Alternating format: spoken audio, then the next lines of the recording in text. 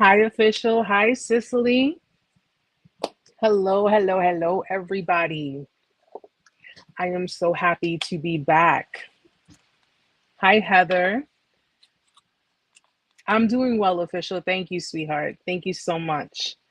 Guys, it feels so great to be back. For those who didn't know, I have been away for a couple of weeks. I got caught up with work. I got caught up with school. We have midterms coming up. Well, we had midterms. Now I have my finals coming up. And I just feel so good to be back. It feels awesome to be back. Thank you so much. And anyone who's new, especially from Facebook, shout out to everyone on Facebook who has followed. I have actually a few. Thank you, Heather. Thank you. Yeah, my hair is gray, silver, and just been keeping it short. It works for me. But I did want to mention for those who are also watching on Facebook, I'm streaming live on Facebook and on YouTube. Thank you so much for the support. Thank you so much, guys, for the follows, for the likes, for the sharing of the videos, creating the awareness. You guys are awesome. Thank you so very much. There were a few things that I did want to speak on, and then once I'm done speaking on it, we'll just move right into the live chat. Just so we know, I don't do intros. Never been good at intros. I won't start doing them now. Okay, so hi, Sky. Hi, sweetheart. Hi, Ty. So, guys, a lot has been going on since I've been away for these past couple of weeks. Everything's doing good on my end, just staying diligent, in school, working, taking care of, little man. Everything has been, it's been pretty packed, but it's been great. It's been great, and everything is going as anticipated. So I'm really happy about that. Also, for those who follow me on YouTube and even on Facebook, I don't know how it happened, guys. I don't know. You guys know I have my Facebook page up for quite some time, and for some reason, it just like an overload. it just skyrocketed. It seemingly overnight. The views, the followers, and I'm glad. I'm glad because it really lets me know that the awareness is really, it's spreading, and that's what we want. We want to make sure that it spreads throughout. But also, with that being said, I mean, listen, for those who don't know me, especially on Facebook, I have to say this because I already know how social media is. I know how, in this generation, how it operates. But let me just make a few things clear. Okay. Number one, I don't claim expertise on the matter, on the subject. I don't do that. Okay. I am not a professional, not yet. I am in school because I'm in pursuit of my degree within therapy, psychotherapy to be exact. Number two, um, I I've been getting a lot of mixed comments. I mean, listen, for the people who have gone through the motions, I feel you. I've been there myself. And my only purpose here is to help out. That's it. It's to help guide you, help provide you information, and help relate to you because I know what it is to go through it and I know what it is to go through it alone. Okay. So just remember, you're not alone. I do get a lot of people who do leave some negative comments. And at the end of the day, the only thing I could really say to it is that Jesus loves you. That's it. Okay. He loves you. Because to leave it up to me to reply, I don't take the bait. Never been my style. I don't take the bait. But just so everyone knows, I'm here actively acting as an advocate.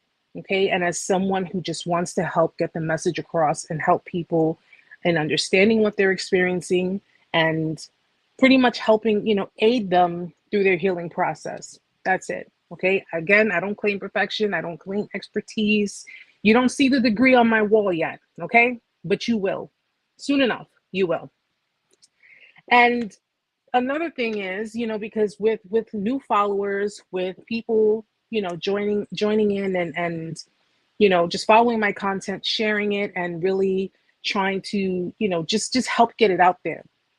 I don't know how valid this is, but I have been getting emails allegedly from Facebook. I'm not sure, but I've been getting emails claiming that I am trying to incite violence. I'm trying to kind of stir up the pot or what have you. Listen, my channels, my platforms are not here to incite any form of violence. It's here to help people and on how to maneuver through the abusiveness, through the manipulation.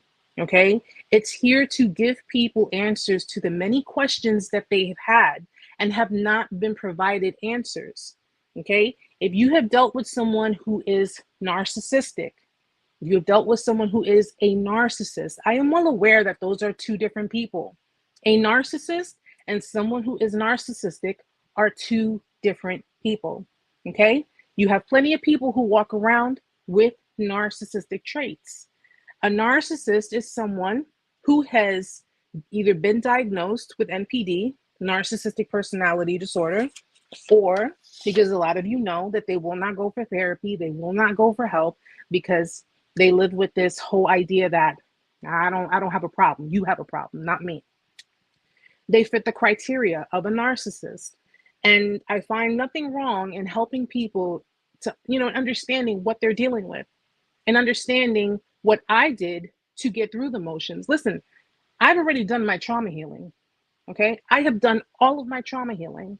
And I find it to be, I'm sharing is caring. So by sharing with you how I managed to get through the motions, by sharing with you information, it may not be information that you might want to hear. I mean, listen, some information might be triggering. And I always tell people, if you are easily triggered, then I advise that you step back for a second. Okay. A lot of information can be very triggering, especially for people who have not completely gone through the healing process. Dealing with narcissistic people, it doesn't matter if they have NPD or not. It does not matter if the person is diagnosed as a narcissist, okay? Pay attention to patterns, pay attention to behaviors, okay? A narcissist is a type of manipulator. That's it, okay? These are people who adopted abusive behaviors, primarily from the people who have projected those same abusive behaviors onto them. Now, again, not everyone is a narcissist. We know that, okay? Approximately what they say 0.5% of the world's population has NPD, but that does not mean that people are not narcissistic. And it does not mean that the traits can be, it does not mean that they don't carry these traits. You don't have to be a narcissist. The person doesn't have to be a narcissist for you to sit there and say, well, gee, did I deal with a narcissist or didn't I? Listen, toxic is toxic, whichever way we look at it. Doesn't matter. Doesn't matter if they have NPD, ASPD, BPD, bipolar disorder. It does not matter. Toxic behaviors are toxic behaviors. And we have to make sure that we look for the signs, look for the patterns. That's the main thing. Okay. And just so we know, because I have a lot of people who look at my aesthetics. They look at me physically, they look at me and they say, well, which I'm going to make a video addressing this, but a lot of people look at me like, well, look at you. You have tattoos all over, you look like this, you look like that. I've had people call me a narcissist simply based off of what I look like. They're not listening to the words that I am speaking. They're looking at my physical appearance and they're already passing judgment, which personally, I don't give a shit, to be honest. I don't care. But to sit there and judge me based on what I look like, rather than listen to what words are coming out of my mouth, rather than listen to, who it is that I'm trying to reach through. Listen, I'll just make this point, okay? Jeffrey Dahmer managed to elude authorities for over a decade, all right, after committing some of the most heinous crimes, the most heinous acts of murder in US history. And that was simply because he did not fit the profile of a serial killer. Now, people want to sit there and judge me based on what I look like because, well, I'm sorry, but yeah, this is me. I'm not some librarian looking chick. I'm not I'm not going to sit here and, prim and proper. No, I'm comfortable the way I am. I'm comfortable on how I relay the message. And at the end of the day, there's nothing but love behind it. So for anyone who has any issues with what I do, any issues with what I post, by all means, you are not required to stick around for this. You can leave. Okay. I had 2,300 followers on my Facebook page. All right. 2,300 followers. And I was okay with those followers simply because I was getting through to the people who needed to hear the message. All right. But when you blow up, because the page did blow up, and in actuality, one of my videos, which reached 1.2 million views, like I wasn't even expecting that, to be honest. I really wasn't. So many different people, you know, negative, hating type of people, so many of them come out of the woodworks. And let me explain something and make this very thoroughly. You're talking to somebody who grew up in the slums of Brooklyn, New York, in the late 80s into the 90s. I am not a part of this generation. Okay. I am not a part of this social media influencer. Oh, hey, listen, I'm gonna, set my kid on fire for views. I'm not doing any of that. Okay. I'm not a part of that. And quite frankly, anyone who insists on having an opinion on what it is that I do, hey, you already know what you can do with it. That's all I'm gonna say. That's all I'm gonna say. I'm in the middle of a divorce with a narcissist. It's unbelievable how he acts. Their behaviors are very, very okay. And a lot of you already know how, if you've already been through the motions, especially, those who are already beyond their healing and they're just here to help be support for other people. A lot of you already know what dealing with a manipulator entails, okay? A manipulator, which I've done a video on that, and I'm going to probably upload it, or I might redo the video. I don't know. But someone who is a manipulator is simply someone who is looking to control the narrative of the situation, of your life, of your relationship. Okay? Dealing with the narcissist, you're dealing with, come on, guys, what are we dealing with? You're dealing with a gaslighter. You're dealing with someone who is trying to make you feel like you're going crazy, make you appear as if you're going crazy. Okay? You're dealing with a complete and utter liar. And this is a person who will cut off their own nose to spite their face. Okay? These people will cut off their own nose to spite their face. Hi, Angela. I know I think I saw Butch too. Hi, Butch. I'm so sorry, guys. I don't like to leave anybody hanging. But you're dealing with the kind of, hi, Gil. You're dealing with the kind of people who will cut off their own nose to spite their own face. All right? You're dealing with someone who will run your name through the mud, will disrespect you, will dishonor you, will be completely disloyal to you, and still run this whole narrative that they're the victim. They will be the victim simply because, I don't know, maybe you stood up to them. Maybe you decided not to put up with their shit anymore. Excuse me. I got a little tickle in my throat. Maybe you decided not to put up with their crap anymore. Maybe you decided enough is enough. Whatever the case may be, they will do the utmost heinous acts in your relationship. And don't get me wrong. Heinous doesn't have to be they physically beat you. Okay? They could be disrespecting you. Okay? I take disrespect very seriously and I take it very personally. So when you are dealing with someone who disrespects you on the regular, you're dealing with someone who constantly, let's put it this way. If you, and this is how you can tell if you're dealing with someone who's narcissistic, okay? Where you see a complete Jekyll and Hyde effect, right? At home, in private, they're a completely different person. They can say what they want to you. They can make you feel any kind of way. They can, they can erode your confidence. They can make you feel less of a woman or less of a man. But out in public, when you're out in public, all right, and this could have happened 10 minutes before you go out in public. It's a totally different story. Okay, it's a totally different story. They're the world's best person. To everyone on the outside, they are the world's greatest person. And everything you do, if you notice in your relationship, everything you do on the outskirts that you have to do in public, it seems like you're in a show. Like you have to impress. You have to show people that you guys are the perfect couple. You have to show people that we don't have any problems. We're good, which is primarily why a lot of people, when you find yourself being, in a narcissistically abusive relationship, a lot of people don't believe that you had actually gone through that simply because, what do I say? You're polishing your relationship. You're polishing the relationship, but it's based on the good behaviors that they're presenting to you.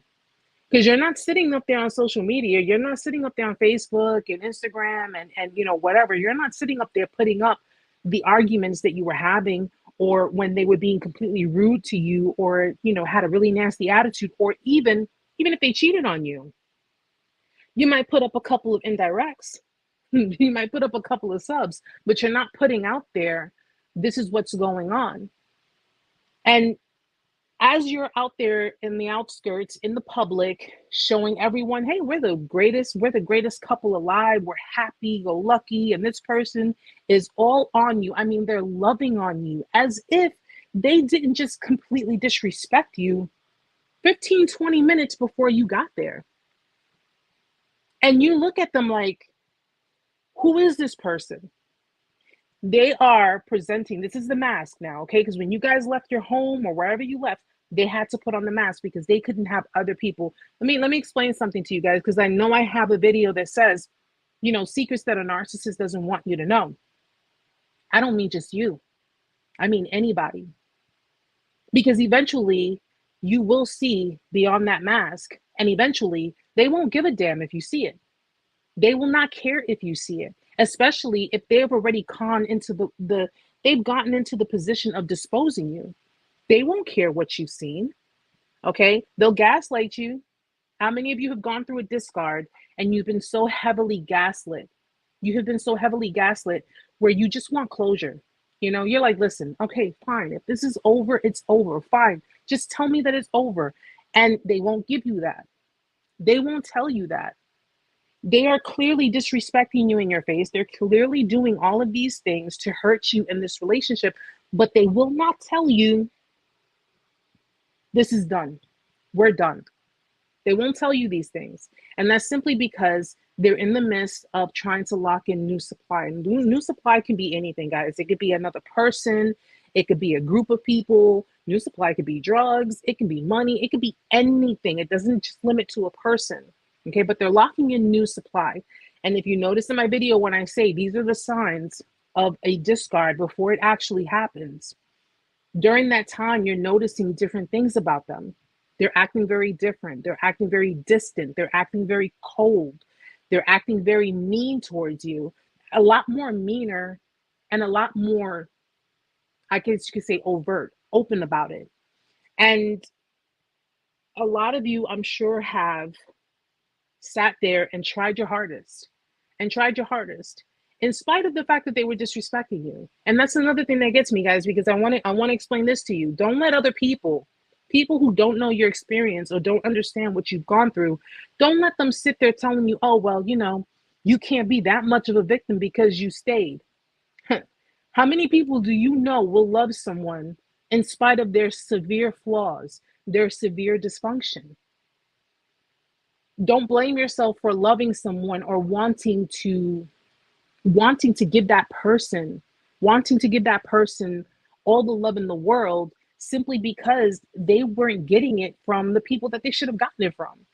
Okay? Yes, you could take accountability for enabling the behaviors. I always say that. We all take accountability for sticking around when we know we should have left a long time ago. But don't blame yourself for having a heart, and don't blame yourself for loving someone in the right way, loving someone the way they should have been loved. Because if these people weren't neglected, if these people were actually in a household with a secure attachment with their parents, with their caregivers, if they were not emotionally, physically, and psychologically neglected, then guess what? I'm pretty sure that their path would have been a lot different. Hold on one second. I got brutally discarded with no closure. She sent me a message a couple of days ago after a month saying she loved me deeply and she hopes I can find somebody normal and not like her. 14-year relationship. Let me tell you something. That seems to me like a Hoover tactic, okay? It's a way to get you to respond to her. It's a way to test the waters with you to see where you are, where your emotions are. A lot of the time, they will reach out to you even after a brutal discard. Like they could have been really, really horrendous towards you, given some time, and then they'll just reach out of nowhere. They'll reach out of nowhere and say, hey, just want to let you know I'm thinking about you, and listen, I still do love you, and I'm sorry that things couldn't go the way maybe you would have wanted it to go, or things couldn't last as long, whatever the case may be. This is a way to tug at your heartstrings. This is a way for you to not villainize them. Okay, for you to not villainize them, for you to go back and say, maybe I need to reason, maybe I need to rationalize. Let me rationalize the behaviors. Let me rationalize what happened in our relationship. Let me think back for a second. Maybe I did take things out of context. Maybe I did overreact. Maybe these are tactics to get you to honestly, to ruminate, to think about them, to stay stuck on them. Okay, to stay stuck on them, to kind of go back to that. You could have been 2 months, 3 months, 4 months no contact. You could have been doing really good to the point where you thought maybe, hi Andrea, hi Angela, you could have been doing the work to get to where you need to be. You may not be completely where you want to be, but you're a lot better than you were before those months. And they just pop up out of nowhere. This is why I tell people, if you go no contact, if you go completely no contact and they have discarded you in the most disgraceful manner, I implore that you change your phone number. A lot of people don't change their phone numbers. Now, I get it, because you have people who have children with these people. You have people who use their phones for work purposes or what have you. Okay. But this is one of the biggest ways that a manipulator communicates. They communicate through messages. They might send you messages on certain days, maybe your birthday. Maybe it was a day that you celebrated an anniversary with them. It could be anything that meant something to you. They may message you just to kind of test the waters, just to say, let me see where this person's head is at. Let me see how they're feeling. Let's see how their response is. And listen, guys, if you do respond, if you respond with emotions, whether it be negative or positive emotions, that feeds them. That feeds them. Because they could have left you for someone else. They could have started a new relationship with someone else, but then they're reaching out to you and saying, hey, just wanted to see how you were doing, or whatever the case may be. Why are you checking on me? Why are you bothering with me when you're with someone else? Okay. This is why I say, and it's proven, it's known. A lot of them like to keep their exes in the loop. They like to keep their exes around as friends. So if they do a brutal discard, they may come around later on and say, hey, listen, it didn't work out between us, but maybe we can remain friends. Maybe someday we can be friends and we can, be cordial with one another, and just kind of sweep everything under the rug. Do not do it. Do not do it. Do not become friends with someone who manipulated you. Do not become friends with someone who hurt you in the worst way possible. Okay? Who had no regard for your feelings, who had no regard for your relationship. We're friends like that. I don't need enemies. I really don't. I'm sorry, guys. Give me 1 second. How can I prove this in court? They make you feel crazy. I lost myself. I don't know who I am anymore. Emotional abuse is so hard. Emotional abuse is extremely hard, and it's extremely hard to prove in court because, the courts, you have to have tangible evidence. And in this case, I often tell people I can't give legal advice. I can't give medical advice. Okay. I'm not licensed to do those things, but I often tell people the best way is to document, to record. If you can limit your messages, if you can limit your communication to text messaging, maybe emails, even if they go off on your voicemail, oftentimes if you're ignoring them or if you're not feeding into whatever type of power struggle they're trying to attempt, it works to, let them vent. Hey, you want to vent?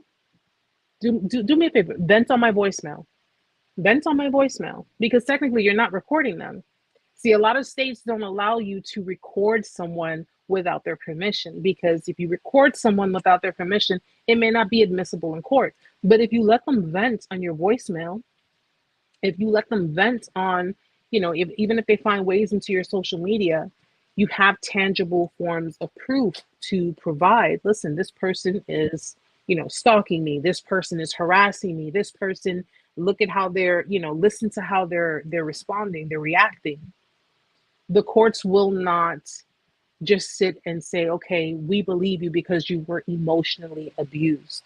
You have to prove that. And the only way of doing so is reducing your verbal contact with them and actually trying to steer it towards written contact. Because with written contact, you can print these things. You can print them out. With audio contact, if they're leaving voice messages, you can save them on a USB and do what you got to do with it.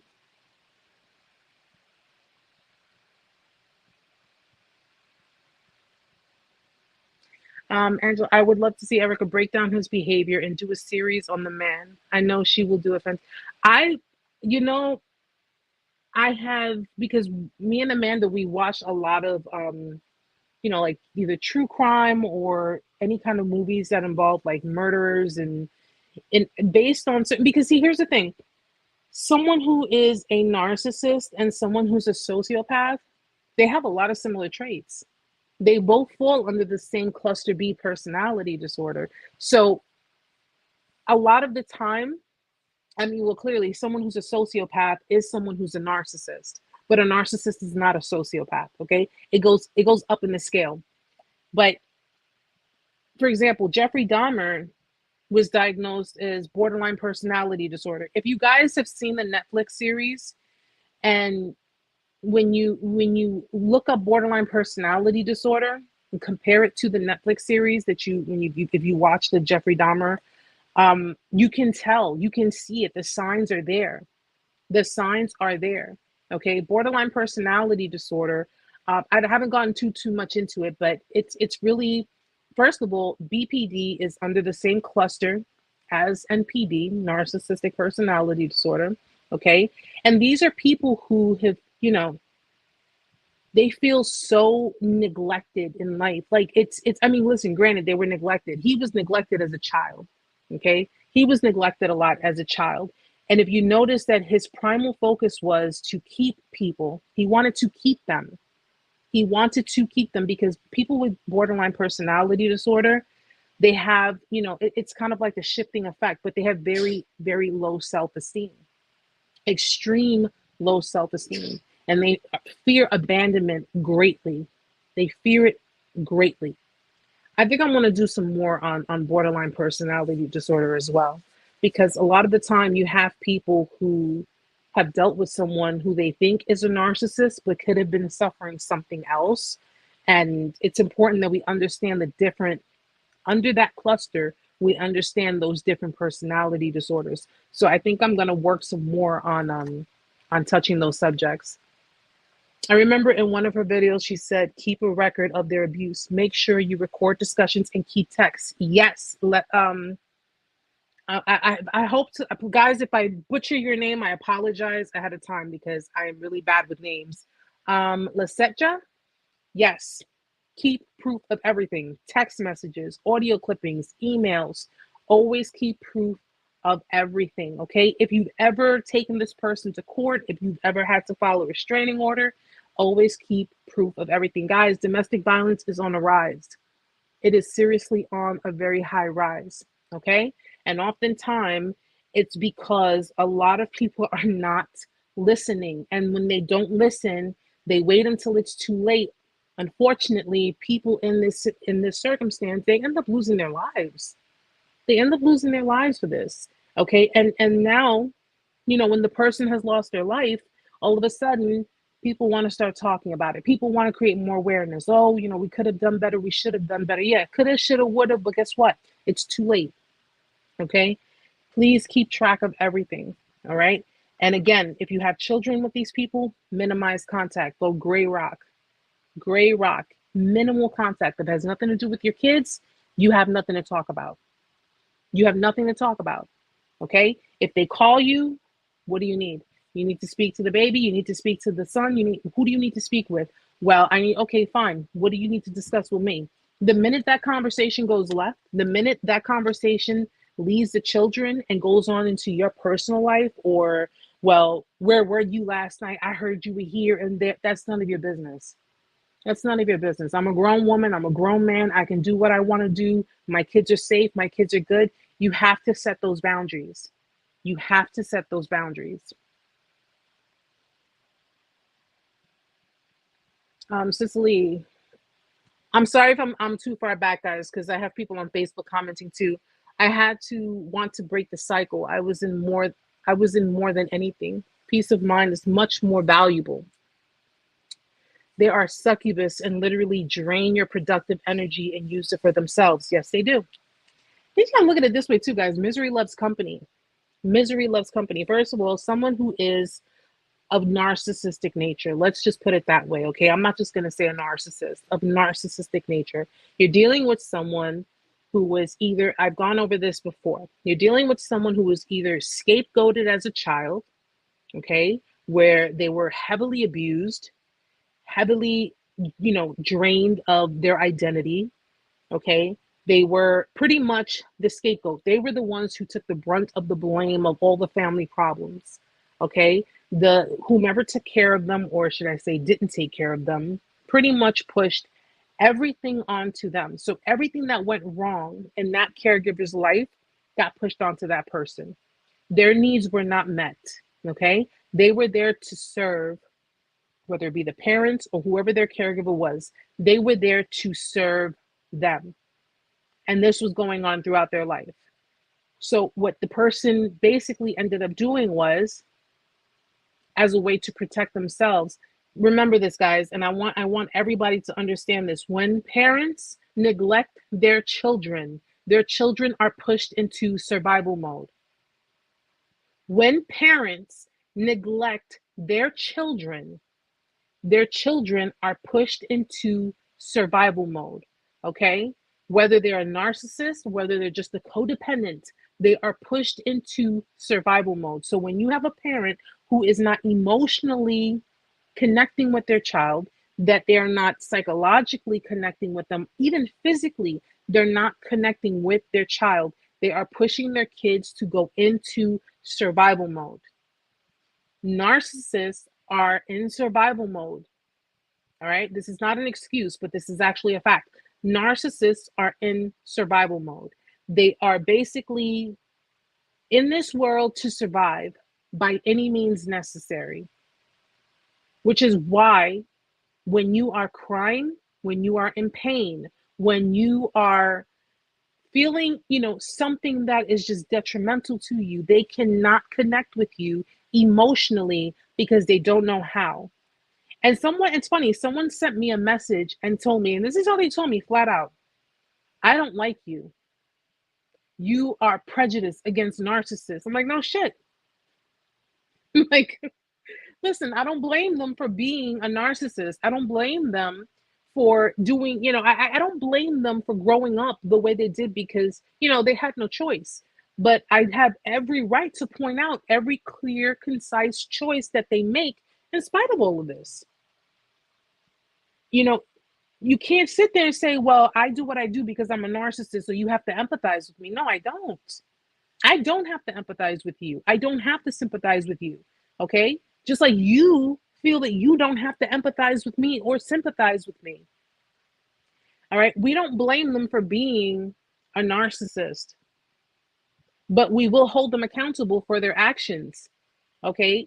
Whether they're a narcissist or not, they're coherent, they're aware, they know what they're doing. If you Erica, go outside. The sky is green. No, I clearly see that it's blue. No, the sky is green. No, the sky is blue. No, you must be colorblind, Erica. That's fucking gaslighting, man. So you're gaslighting me. You're trying to convince me that I'm colorblind simply because you want to lie to me about what the color of the sky is. No. And they know what they're doing. They know what they're doing. They know how they're doing it. They are pretty much planning out whatever they got to plan out. Listen, at some point in your relationship, they figured, in their mind, hi, Dad.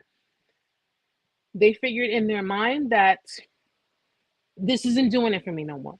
Okay? You're not doing it for me anymore. And I got to get rid of you because since you're not doing it for me anymore and I can't get any more from you, I can't extract any more from you. I have to get rid of you. So what do? I will point out to you all of your flaws. I will make you feel this small. I will pretty much push you away the best way I know how, because I need to find something that's going to, that I feel is better than you. And listen, I understand people are like the seasons. We change, feelings change. But when you are willingly and coherently, you are manipulating someone to believe that something is wrong with them.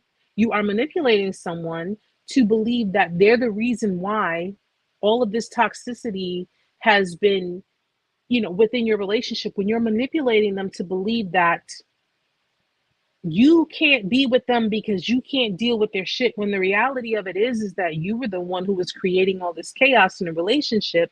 And because that person's self-esteem has been so demolished and so diminished in that relationship, and they're believing that they're the problem, they're believing that something is wrong. Listen, I got a very big problem with that.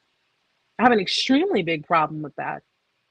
And this is primarily why I do a lot of my content, because I want to help people understand that, listen, you're not wrong for loving someone, even though they were doing all of the mean and hurtful things that they did. But you know something? Now's the time to wake up. Okay? Now is the time to wake up. I understand that a lot of people want to believe that people are incapable of doing these things simply because, oh, well, this person told me they love me. They told you they loved you, but they put their hands on you. They told you they love you, but yet they disrespecting you. They told you they love you, but they're cheating on you. That's not love. That's not love. And when you have someone that you are in a relationship with who does not appreciate you, value you, isn't capable of emotionally connecting with you, isn't capable of sustaining a healthy relationship with you, what do you do? What do you do? If these people cannot provide for you, okay, if I were to tell you that the people who are walking around with red light bulbs above their head, that these are the people who have NPD, okay? And if I were to tell you these people have NPD, these people aren't incapable of emotionally connecting. They're incapable of maturing. They're very emotionally stunted. A lot of you are going to probably more than likely say, okay, yeah, you know what? I'm not even going to touch that. But you do have some people out there who will say, let me bring them over here. I'll show them what love is. And they will continuously try, and they will continuously push to try to give. Listen, I understand love conquers everything, but at the end of the day, if you're dealing with someone who doesn't know how to receive it as well as give it, you will be like the hamster in the wheel. You're just going to keep going in circles. You're going to keep going in circles. So when the person told me, well, you're prejudiced against narcissists, I'm prejudiced against manipulators. I'm prejudiced against people who are willingly hurting other people, understandingly hurting other people, and then sitting there flipping the script talking about I'm the victim. What? I've been there, guys. Trust me. Rob PZ, she blocked me everywhere after discard, then reached out a month later on my main Facebook Messenger to say, I will always love you deeply. You were my best friend. I hope you find somebody. Again, that's another bullshit reason. It's just, and female narcissists, guys, you guys already know how I feel about it, all right? And you have females who are extremely narcissistic. You have females who know that they can use men, they can use people to gain whatever they want. Listen, at the end of the day, ladies, you guys know I love you, especially my closest friends. You guys know that I love you. But females nowadays, and it's sad, but a lot of females can get away with so much. They can get away with so much. And all it takes is being a beautiful woman to, nice little smile, wink here, smirk there. You'd be amazed with how much women can get away with, okay? With how much women can get away with. And because of the fact that a lot of men do not speak up on abuse. Men, I'm telling you right now, A lot of you need to speak up on this because I know a lot of you go through this. I know, and there's nothing to be ashamed of. There's absolutely nothing to be ashamed of. If you are dealing with an abusive woman, if you're dealing with a woman who is, you know, first of all, emasculating, you have a lot of these females, especially a female narcissist, she will emasculate you. And it doesn't mean just calling you names and, pointing out your inadequacies, okay? No, emasculating you can simply be using you to boost up her ego while she pretty much throws you to the back burner. So you could be there for her. You can run to the head of the line for her. Anything she needs, anything she wants, you have her back. And the minute it comes to dealing with you, your problems, your issues, I don't know. This is just too much for me. It's too toxic. I can't deal with your problems. It's like you have to do for her, but she can't do for you. Dealing with a narcissist, it's always going to be one-sided. It's always going to be one-sided, okay? You do for them. You become emotionally available for them. You provide the kind of love. And I say it this way because, again, they don't know how to receive love. You provide the love that they need, which the reality is that they want to just pretty much utilize your attention and your affection and your love just to boost their ego. Okay? You provide all of these things for them. And then when it comes time to reciprocate those things, you're needy. You're needy. You're desperate. Okay? You're asking for too much. You're trying to control things. You're trying to make them do something that they're not ready to do. Meantime, they can sit there and freaking love bomb you, make you feel like the king or the queen of the world, make you feel like you're everything to them. Okay. And of course, this is all a front, this is all a show. And once you have fulfilled whatever it is that they wanted in all that time, it's you're becoming needy. That's the one of the big ones. You're needy. You are clingy. You're too clingy for me. You're too you're trying to control me and I don't like it, and I need you to let go because it's just too much. Everything becomes too much for them. Everything becomes too much. You're suffocating me. I need space. I need to be away from you. I can't be a part of this. And this is simply because you are just seeking reciprocation for what it is that you have contributed to your relationship. Sound familiar? Hold on one second. The love bombing. Oh my God, every minute, every second. I love you, I love you, I love you. 5 seconds later, can you buy me this hair dye off Amazon? Oh yeah. Yeah. Love bombing. And here's the thing about love bombing. Love bombing is not always used with a narcissist. Okay? Love bombing is not always used with a narcissist. Love bombing, I find that, especially with a lot of people's stories, I find that love bombing really goes for more the covert narcissists, but they're the extroverted types, meaning that you have introverted, extroverted, or I should say vulnerable and invulnerable. The invulnerable narcissists are more the overt types. They're more the kind of noticeable, like you can tell that they get a lot of attention. You can tell that when they go outside, clearly if they're very focused on their appearance, they get a lot of attention, they get a lot of looks, a lot of people try to whatever. The invulnerable types are more the big covert, but they're more the insecure types. Okay, those are probably the ones that were more scapegoated, and those are the types that they're considered to be closet narcissists. All right, they're they walk with very low self-esteem.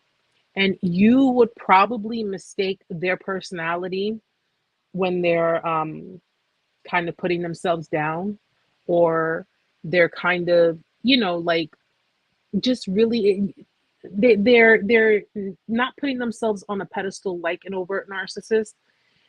They are doing this because they need your compliments to boost up their ego. Okay, they need your confidence to your compliments to give them some form of assurance that they are interesting to you, that they are, because they grew up with a lot of abuse, verbal abuse, emotional, physical abuse. Okay.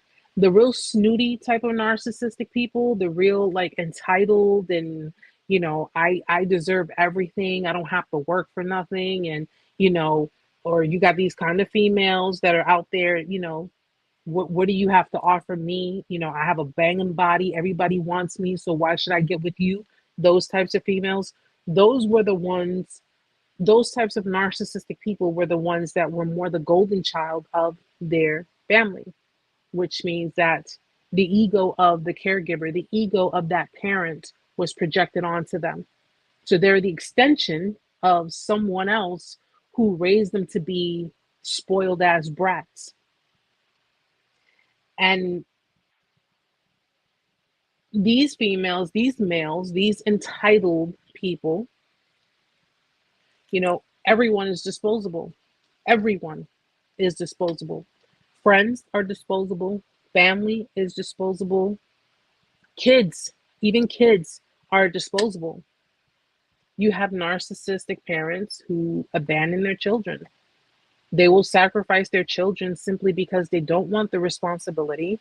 They don't want to have the spotlight taken off of them. They want to remain in dynamics and remain in a view of I'm a unique person. Because listen, once you have children, the focus gets taken off of you and it goes on to the kids. Narcissist parents, if they keep their kids, it's mainly to utilize them as their own tools because their children are their property. But if they don't, they'll either, they could pass on their kids maybe to the other parent, or they can pass on their kids to family members and let somebody else raise them, let somebody else take care of them. And usually, 9 out of 10 times, just so you know, if you're dealing with someone who is of narcissistic nature and they don't have their children, even though they do have children, 9 out of 10 times they're probably lying to you about how they ended up either losing their children or, they're lying to you as far as the nature of what happened, because they will not sit there and tell you, well, I didn't feel like being a parent, so I gave my child up. They're not going to tell you that. They are not going to tell you that. I didn't feel like raising kids, so I gave my children up. I gave them to the other parent, or I gave them to, other family members. There's always going to be some kind of story behind it where they're lying to you because they don't need you judging them. They don't need you criticizing them. And if there's a chance that you're going to give them the supply that they want, if they told you why they don't have their children, they know that you're not going to be around. You're not going to stick around.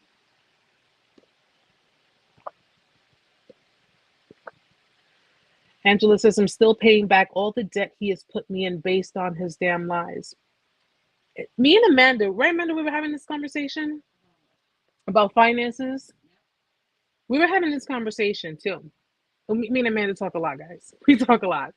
And we were discussing if, we ever got married, right?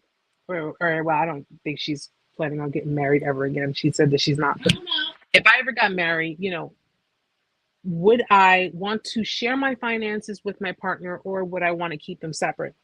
And it's interesting because, listen, the sweet, naive, empathetic, loving, caring Erica probably would have been like, oh yeah, listen, what's mine is yours and what's yours is mine. I love you. That would have been the before I healed Erica. But the now very well aware, very well open-minded, and very well understanding to how this life thing works, and of course how people can be, listen, like I said, they're like the weather, okay? They could be sunny one minute and stormy, thunderstorms the next. So would I share my finances with my partner? Would I share a bank account with them? Well, it kind of brought me back to the whole, would I even get married? I'm not trying to push anybody away or steer anyone away from getting married, but understand something. You get married to someone, their debt becomes your debt. Okay? Just so you know, their debt becomes your debt. All right? And if you get married to someone and you want to share your finances, I mean, I'm not saying there's anything wrong with that. I would strongly suggest do that only if you have strong boundaries. Meaning that if you do share the finances, and I mean sharing, not them taking over everything and giving you an allowance. And for those who are stay-at-home moms or those who are stay-at-home dads, simply because your partner goes out there and works and, well, I work, so I should be able to control all of the finances. No. Okay? Because just because you're a stay-at-home parent, that does not mean that you don't work. Okay? You do plenty as well. But this is how manipulators actually get to control the narrative for people who are in abusive relationships, especially through finances. They often have their partner, they'll convince their partner to, stay home, take care of the kids. I got us. How many of you heard that? I got us, babe. I got us. I'll take care of us. I'll go to work. I'll take care of everything. All you have to do is stay home, take care of the kids, take care of the house, and you'll be good. All right, cool, no problem. And you thinking, oh, well, I'm going to live the life because I'm going to be a housewife or I'm going to be a house husband and I'm going to take care of the house while my man or my woman goes out to work and takes care of everything. That is a very, very big mistake, simply because the person who is taking care of everything is also the person who is in control of everything, meaning that they control the money that comes into the home. They control how the money is spent. How many of you have dealt with a partner who's micromanaged? They give you money and they're micromanaging how you spend it. Or they give you, they tell you about certain things around the house and they micromanage how you do things. This is why I say, and especially people who are dealing with narcissistically abusive relationships, it may seem kind of, hi, Stella, hi, sweetheart. It may seem kind of sneaky, I guess one can say, if you want to call it that. But I often advise people, have your own little stash, have your own, whatever you can, because at the end of the day, we always need to have a safety net. We always need to have a safety net. I refuse to ever let anyone tell me, oh, Erica, stop working or stop doing this or stop doing that because I'm going to take care of you. No, the only one who takes care of me is God. That's it. He's the only one who takes care of me. Okay? People, by nature, we're flawed, guys. We're all flawed. People screw up. People lie. People can switch up on you. People can show you who they really are. People can do things that can seriously hurt you, seriously betray you. People are capable of anything, okay? And I'll do you one better. I'm capable of anything, okay? I can manipulate. Amanda can manipulate. Would you stop taking things out of context and let me finish the damn conversation? I can manipulate. She can. Anyone here can do it, but it's the matter of we don't choose to do it. There's a big difference. There is a big difference. But oftentimes you got people in desperate situations, and desperate situations may call for desperate measures. And desperate measures make desperate choices. And that's where a lot of people put just way too much faith in other people. And they sit there thinking, well, I'm on cloud nine. Things are great. Nothing can go wrong. What did I say? People are like the seasons. I say the weather. They're more like the weather, okay? They're 80 degrees, 9 o'clock in the morning, and next thing you know, they're 45 degrees by 12 in the afternoon. You just don't know where they're going to go. And I'm not trying to instill mistrust or fear or tell people, oh, you can't trust anyone. But the fact of the matter is this. You get into a relationship with someone, if you are dealing with someone, you got to understand that you are coming into the possibilities of so many different things happening. whether it be infidelity, whether it be, you know, mismanagement of money, whether it be debt, whether it be abuse. Okay. You have to always, always, always have boundaries, strong, sturdy boundaries. And do not allow what they say, do not allow what they look like, do not allow how they make you feel, even if it's just in the moment.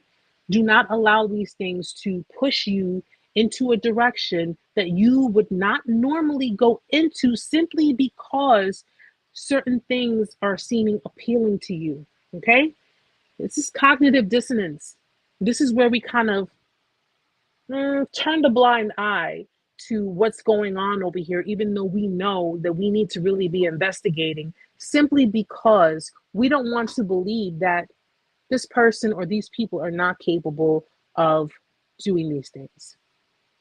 Okay? And it could be your own family too, guys. It doesn't just have to be your relationship, it could be your own family too. My ex told the barber he regrets treating me bad. He wants to take it all back. Too funny. I pretended I didn't say that. He didn't say that.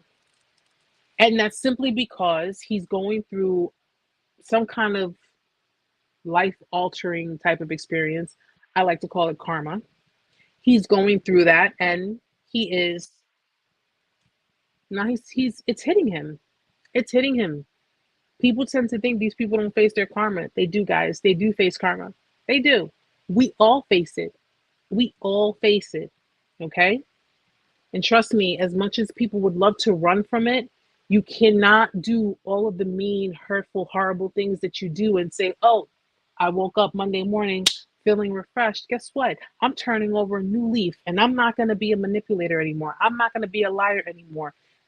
You think all of that stuff that you did before that is erased simply because you turn over a new leaf, or you say, hey, I'm going to be a new and improved person. Listen, you could be new and improved, better tasting. It doesn't matter. You still got a shitload of karma you got to pay for. We all been there. We all had to go through some form of something in life because of something that we either done, whether it be to other people or just in general. We all have karma to pay. One second, guys. I'm sorry. I'm just making sure. Oh my gosh. How far back was I? I'm scrolling the chat. Oh, that's YouTube? It's YouTube and Facebook. My bad, guys. Your fingers all in the mix. Sergio, how are you, sweetheart? No, they never change. I hate to say my mom will never change. Also, it's sad. It's very sad. It's very, very sad. And, you know, again, it starts from somewhere. It starts from somewhere. Okay. Someone who suffers NPD, and I say suffers because it really is a form of suffrage. It really, really is. Okay. You have to have really gone through something so traumatic because, well, first of all, people who suffer NPD have also been through trauma. They have been through trauma as well. Okay. And often these people who have this personality disorder, they adopt the behaviors. They adopt the behaviors. A narcissistic parent doesn't have to just create a narcissistic child. They can create a codependent child. They can create a child who is pretty much in, well, first of all, both are in survival mode. Okay, guys? So if you come from codependent background, you were in survival mode. If you come from narcissistic background, you're in survival mode. And the only thing, the difference between the two is that the codependent, being in survival mode, goes out into the world and tries to find the emotional connection and the love that they were trying to receive from their parents. They try to find it in under other people, creating dependency. Okay, so they become emotionally dependent on other people. They try to build that connection that they wanted really from their parents with other people. Someone who is of narcissistic nature goes out there into the world, and instead of creating dependency with, other people, what they end up doing is they end up looking at the world through very rigid, very cold eyes. They look at the world as if they cannot trust anyone. So they're pretty much in their mind thinking that they're being self-sufficient. I don't need anyone. I don't need to love anyone. I don't need anyone to love me. But I fear rejection. I fear abandonment. I fear all of these things. And it sounds like an oxymoron because narcissists are very contradicting people. They're walking contradictions. They give this impression that they don't need people, that they don't need anyone's validation. They don't need your love. They don't need this. They don't need that. The fact of the matter is, and listen, some of you may not believe it, but this is the fact. They want the ability, they want to be able to have that, but they've always wanted it from the parents, from the caregivers that they had. And because their caregivers did not provide this for them, they walk with resentment. They resent the world primarily based on what they feel towards either their parents or what they feel towards their caregivers. Okay? They resent everyone out there in the world, which is primarily why a lot of the time, if they see you and you're empathetic, you're loving, you're giving, you do things from the goodness of your heart and don't expect anything in return. And they look at that as, oh, you must be weak. You must be weak. You must be heavily weak, because to sit here and do all of this stuff for other people, and because they're so used to having to give in return from, to whoever it is that their parents or their caregivers, guys. I can't just solely for, parents, because everybody's situation is different. But because they had to work transactionally with their parents or whomever, you do for me, I do for you. That's their mentality. You do for me, I'll do for you. You don't do for me, then I won't do for you. And if I do it for you, then guess what?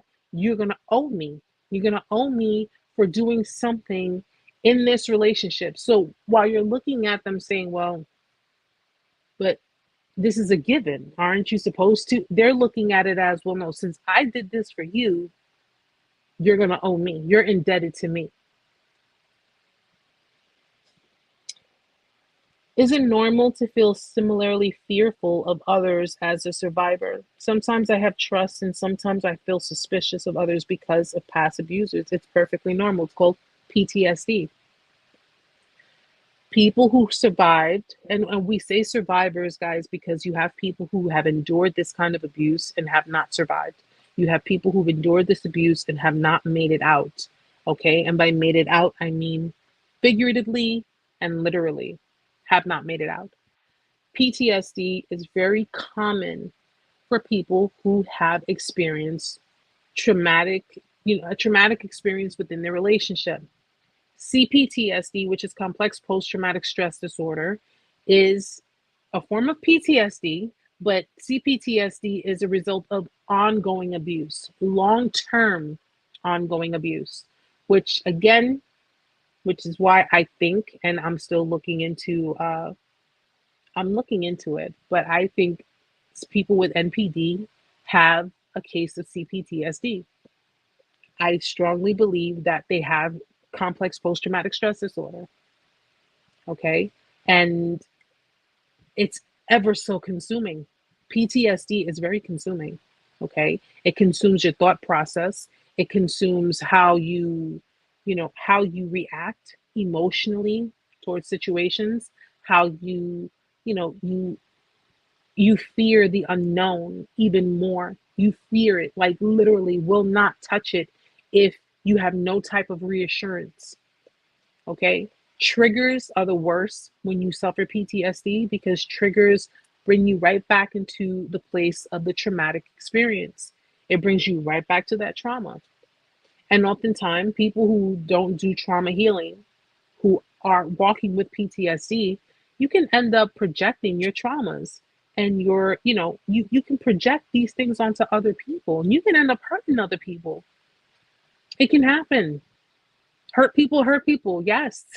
It's not in every case, but you have a lot of cases where hurt people do hurt people. People with with PTSD or even CPTSD may hurt other people without, intentionally hurting them. It does happen.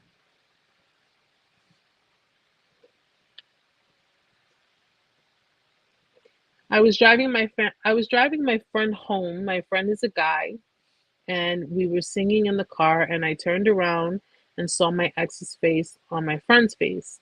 And I was like, what? I'm real. I think that was a form of PTSD. Oftentimes, I don't know about you guys, but I know me, I know myself. And especially with, within dating. I don't know if you guys have a type, because you have people who have a type. They have a certain type that they like to date. They have a certain type that they like to get involved with. Okay. I have a certain type. I do. Have it's been like that for a while. But there may be times where you're gonna date people that may have certain qualities. And so, well, before I get into that, let me explain something to you guys. Okay. Number one, and I'm not saying that any of you do, but what I'm saying is if you find yourself still caring for this person, that is normal. There is nothing wrong with that. If you find yourself still loving this person, that is also normal. There is nothing wrong with that. There's nothing wrong with you. Okay. If you find yourself, just kind of reminiscing, it happens. There is nothing wrong with it. Okay. And again, I know a lot of you are gonna say, nope, Erica, I don't want nothing to do with them. I don't care anymore, blah, blah, blah, whatever. Hey, that's fine. But I want people to understand that there is nothing wrong with you if you do have these feelings. There's nothing wrong with you. There's nothing wrong with you if you date someone after dealing with this experience. If you date someone and it just so happens to be that, they kind of resemble the person, or they kind of, there's nothing wrong with that either. Okay. You just have a type. That's it. Okay. What would be wrong is if you go back into the situation with that same person. That would be wrong, because you would just be setting yourself up for more pain and more heartache, and it's not worth it. Okay. But I mean, yeah, you will have certain flashes. You'll have flashbacks. You'll have certain memories. You'll probably be, finding yourself in some cases. Listen, I'm not gonna lie to you. I've had a couple of times where I sat there and I watched, either a movie or I watched a TV show, or, something that brought me back to a point, something that brought me back into a point of my life where I was with this person, and it just kind of, the memory just kind of, it came and then it went. It came, it sat for a little bit, and then it went. It's bound to happen. It is bound to happen. So do not for a second think, oh my gosh, something's wrong with me because I'm thinking about this person. Or, oh my gosh, something's wrong with me because I am at a place that reminds me of this person, and this person is on my mind. There's nothing wrong with you. Okay, it's called a memory. You have a memory. You remember things. There is absolutely nothing wrong with you, and there is nothing wrong with you if, even if you had a split second of a memory and you smiled, because that was at a time where you felt good, and you had every reason to feel good about yourself. You had every reason to smile because you deserved it. So even if in the split second that you have a memory, even though it was dealing with this person or these people, even if you smile for that split second, that is fine. That is okay, guys. It is okay. Movie triggers are something else. Some are so intense. And Katie, I often advise people, anything that you feel may remind you of the person, don't touch it yet. Don't touch it. Don't go near it yet. Okay. This is a part of no contact. No contact means removing yourself not only from that person's life, not only from the situation, but you have to remove yourself from any, always get rid of any and everything. What did I tell you guys before? Any objects, anything that belongs to these people, okay? If you dealt with someone and they have, let's say, you have stuff at your house that belongs to them. Okay? Pack it up in a box, take it to a FedEx, take it to a UPS, and have it shipped back. They do not need to come to your house to pick up, oh, well, I left my, my baseball cards there. I left my keychain there. I mean, it's always some stupid asinine bullshit. Okay, any reason to try to come back in and no, no, whatever belongs to them, pack it up in a box. Okay, pack it up in a box, drop it at FedEx, UPS, or US Postal. I don't care, whichever way. All right, and ship it out. They are not allowed access into your home. You have to get rid of everything that reminds you of them, and you have to get rid of anything that belongs to them. That is the biggest key in the process of going through your healing. You have to remove all of the things that may remind you of the person. I did that, and I'm going to tell you something. It was hard. It was extremely hard for me. And it's interesting because around the time that everything happened, I was moving from one apartment to another, right? It was like maybe a few months after. No, what am I talking about? A few months. It was like almost maybe not a year, almost a year, almost a year. And I had to go through my things to pack everything up to move into my new place.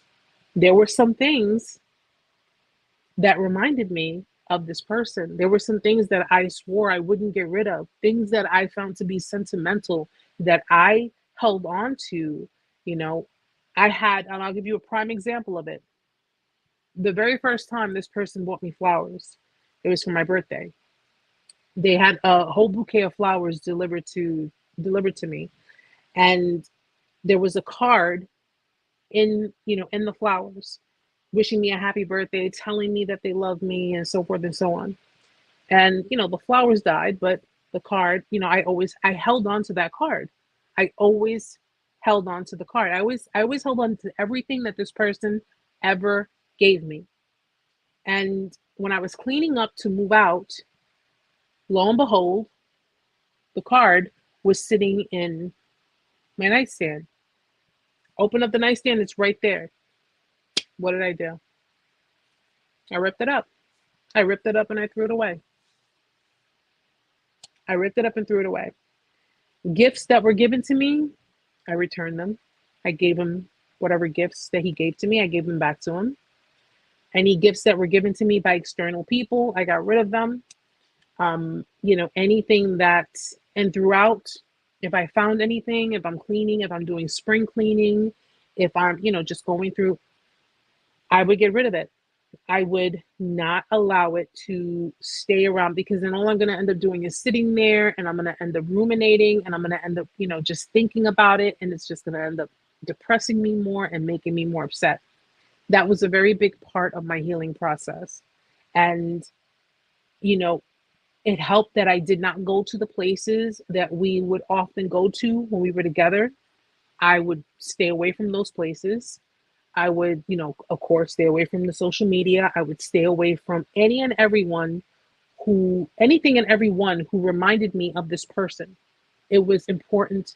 It was an important part of my healing. And that's why I say you have to make sure anything that you have, get rid of it. Get rid of it.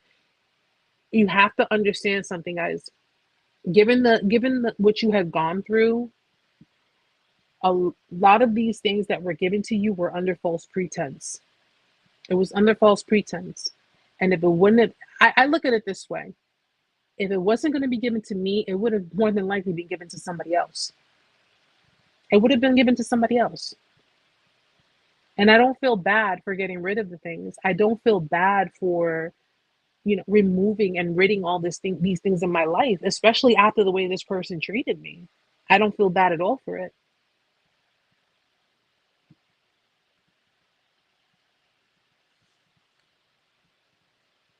But Sean says, we really have to remove the memories from replaying, trying to deceive you to go back to give another chance. Absolutely.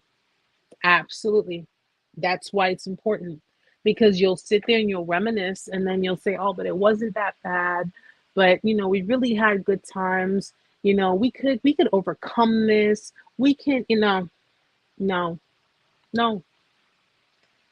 I am a firm believer that when someone shows you who they truly are, you need to believe them.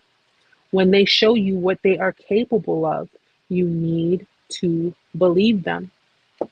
And if they say, well, hey, I'm a new person, mazel tov. Now go be a new person for somebody else. Because you're never going to get rid of that in your mind. I guarantee you, you won't get rid of that in your head. No matter how hard you try, no matter how much you do, you will not get rid of the image. You will not get rid of the memory of what that person presented to you. Even though they come in bearing gifts and saying, I'm a new person, I've changed, I'm new and improved, bigger and better, it doesn't matter. It does not matter, because you can be with that person. You can agree to go back to that person and say, okay, fine, let's get back together. Let's be in a relationship together. Let's start anew. I guarantee you, you'll be laying in that bed, looking up at your ceiling saying, what the fuck was I thinking? Because you will drive yourself crazy.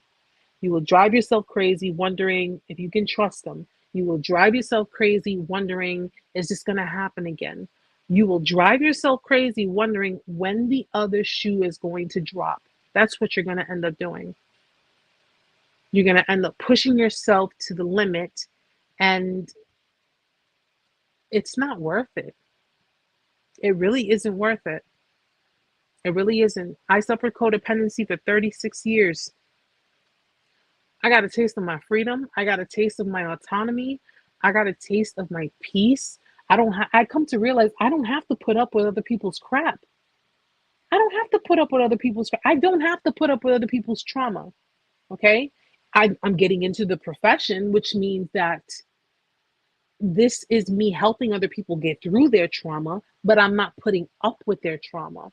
I am not sitting there allowing projections onto me. I am not sitting there allowing someone to hurt me simply because other people hurt them and I had nothing to do with that.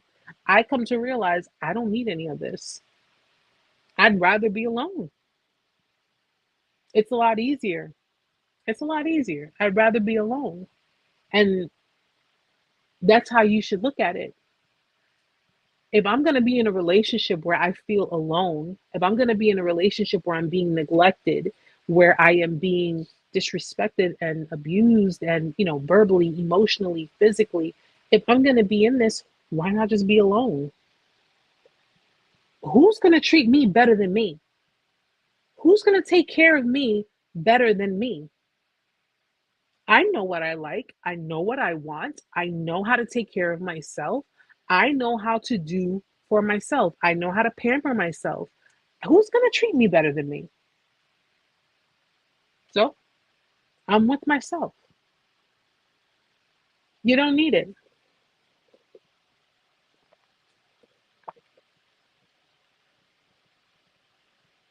Sky, and that's what I'm here for, sweetheart. That's what I'm here for. Always here, and I'm always here for you guys. If you guys ever need me, I know, like I said, I know I've been kind of MIA, but it's for good reason. And I'm back. I'm so happy to be back with you guys. I'm so happy to, see that you guys are here. For people who are on Facebook, I'm so happy to see that you guys were part of it. It's getting bigger. It's becoming more. It's just, and I'm so glad. I'm so glad. I'm so glad that I'm getting through to the people and I could be there for the people who need it. I know next semester is going to be really rough and crazy for me because I'm going to have more classes, but I promise you guys, I promise you, if I'm not online, I'm studying. If I'm not online, I'm working. If I'm not online, I am doing what I got to do because you guys already know how dedicated I am to this. Okay? How focused I am to do this. And if you ever need me, you guys already know, if you ever need me, you can always email me. You can always reach out to me. I will not, even if I got to take a little break because you need to talk, I'm here. I'm here.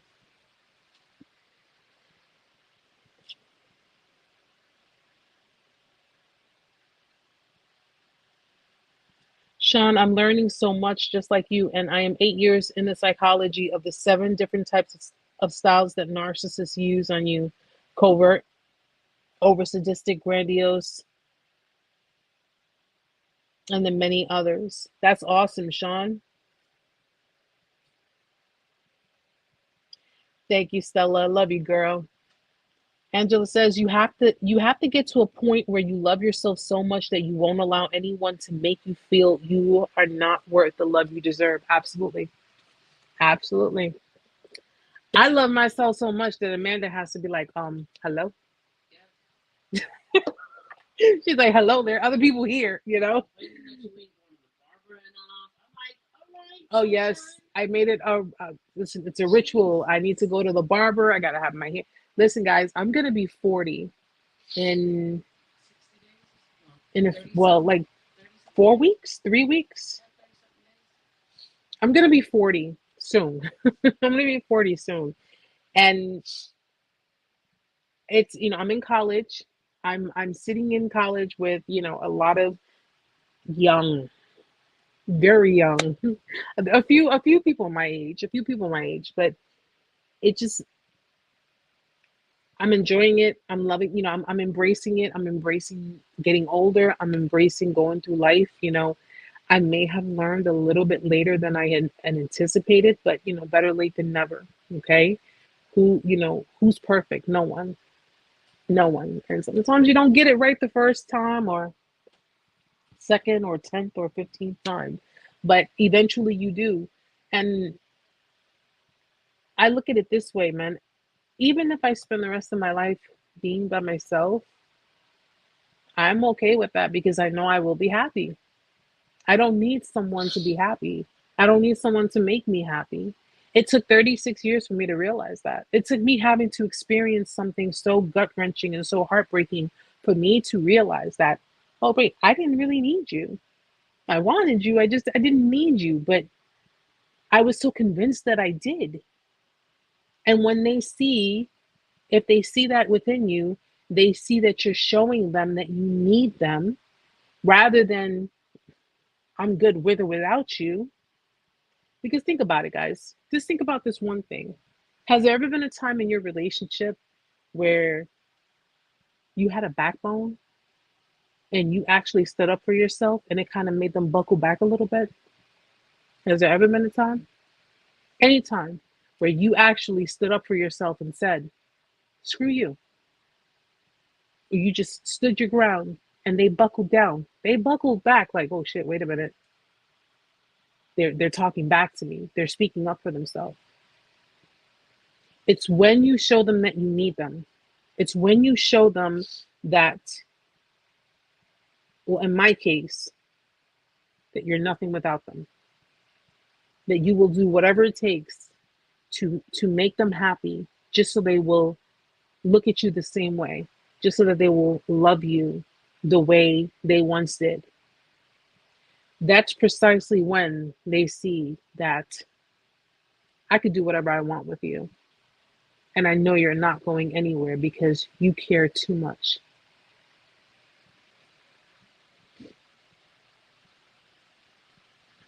Katie, and that's awesome. Go for it. Go for it. Go for whatever makes you happy. Whatever. I'm doing so many different things, girl. I'm doing so many You different don't have things. enough fingers. I wanted to be a baker. I bake. I do art. Okay. I like to do art. I'm writing. I'm writing books. Okay. I'm creating content. I'm back in school. I got my little man. I keep so busy. And it's amazing. It's a wonderful feeling to be busy and, have people, I have people that who love me and support me and appreciate me. And it took me all this time to realize that I was looking for this kind of love, this kind of appreciation, and this kind of friendship. I was looking for this in the wrong people. I was looking for this in people who didn't even love themselves, but I came across some. Everything happens for a reason, and I came across some amazing, amazing, amazing people. Absolutely amazing people with hearts, just hearts of gold. And it let me know, it reassured me, and it brought back that faith that, there are people who are really good out there. You just have to be careful as to who you open your heart to.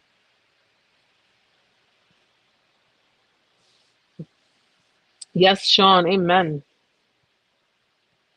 Yes, and Katie, when you decide to get into it, honey, do it. Do it. Okay? You're never too old, you're never too young. Do what makes you feel good, do what makes you feel happy. And do what's gonna, get you that nice house, and you can maybe even build your she shed, because that's exactly what I'm gonna be doing. When I get my house, I will be building a she shed. Yes, a she shed. And thank you, Cicely. Thank you so much. You guys are amazing. Everybody who has gone through the motions and made it out stronger and you're still trying, you're still going through the healing. You have what it takes. For those who are still going through the healing process, you know, there were so many other things I wanted to discuss, but I'll save that for next week. I was just so excited to be back. I'm just so excited to be here.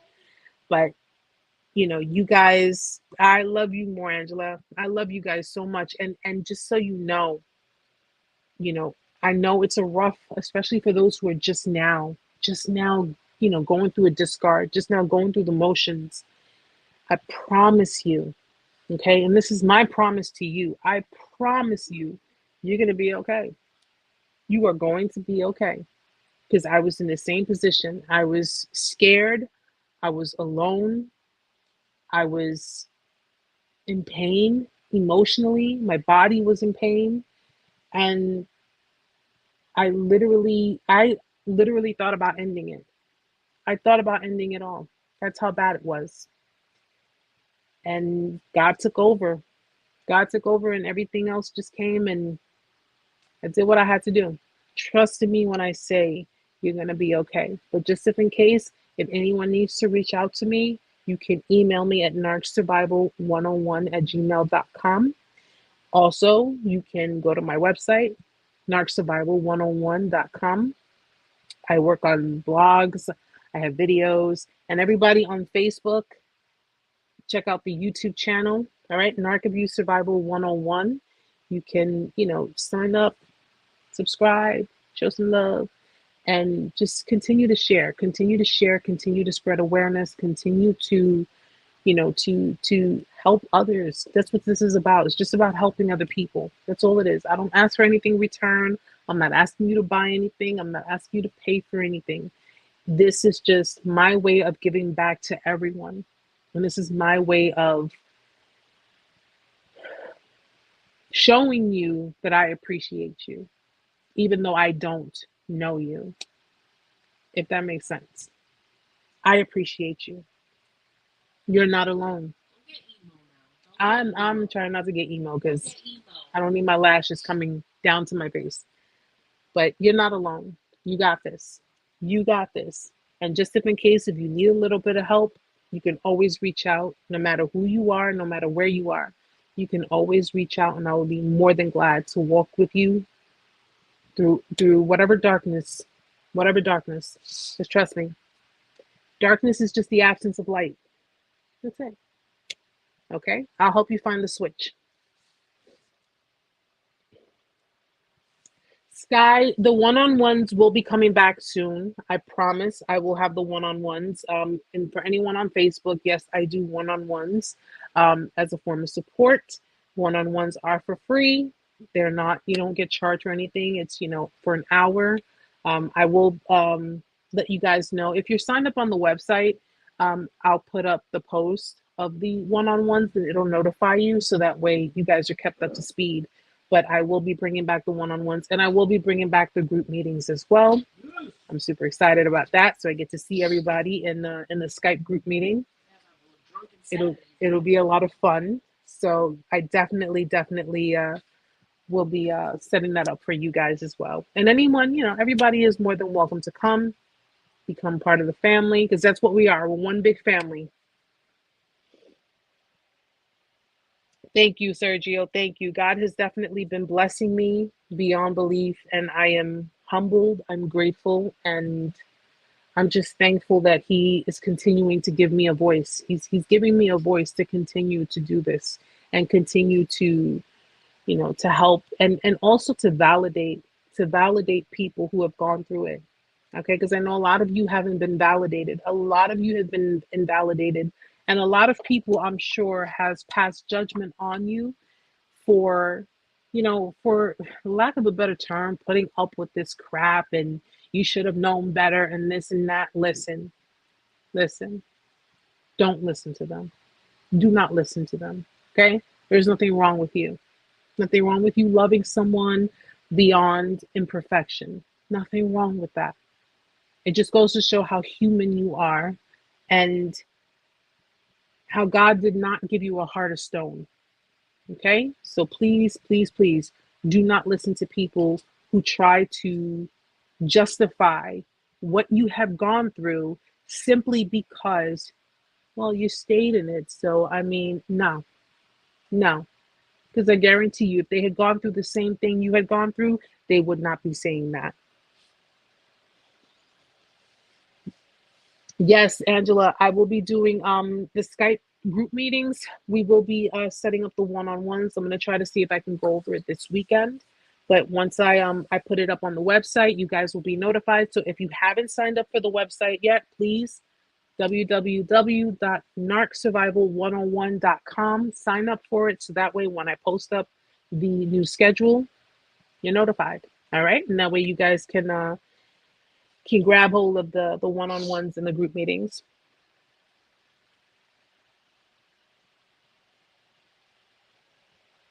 I thought I was the only one that went through the trauma. I was body trauma. I was shaking because she wasn't hearing me walking through Sam's Club, but God saw me out there. Yeah. And God sends us, listen, he sends us the signs.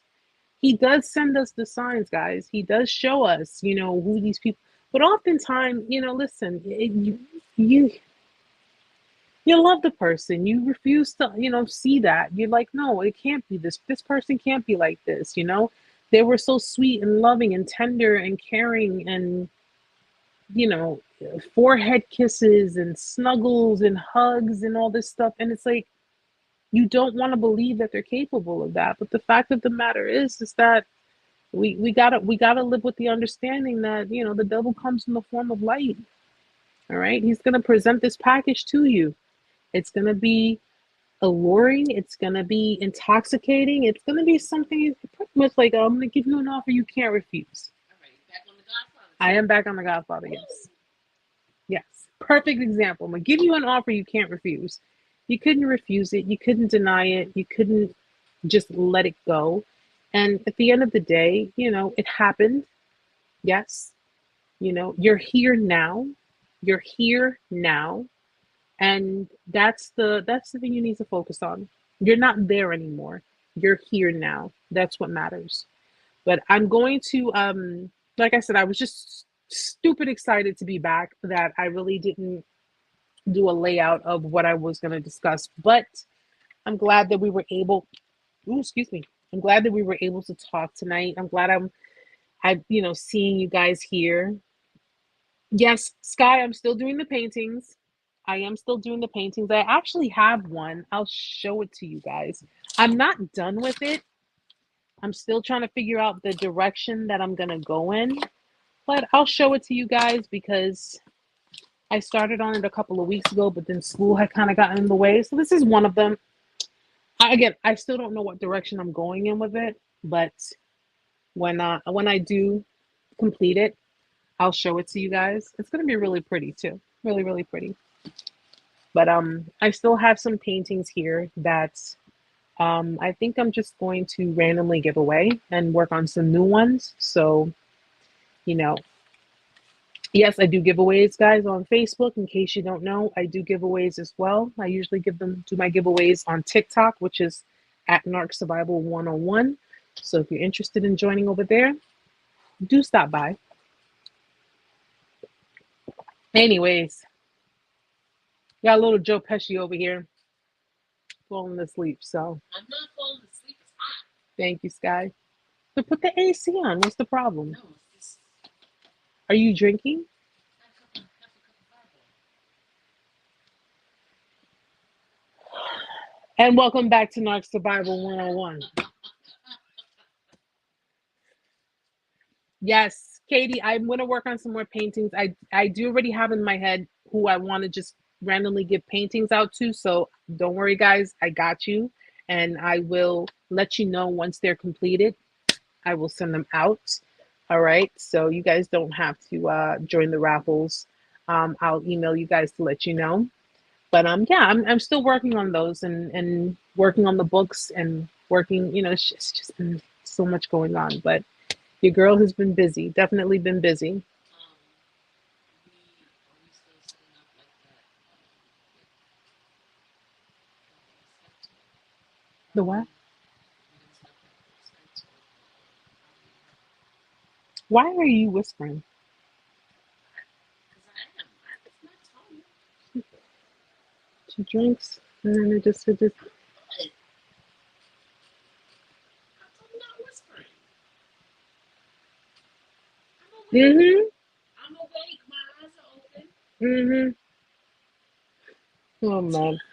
Oh man. She showed me the old videos that we would do, the sip and chat videos. She sent it to me, and That was hysterical. I got you, Heather. I got you.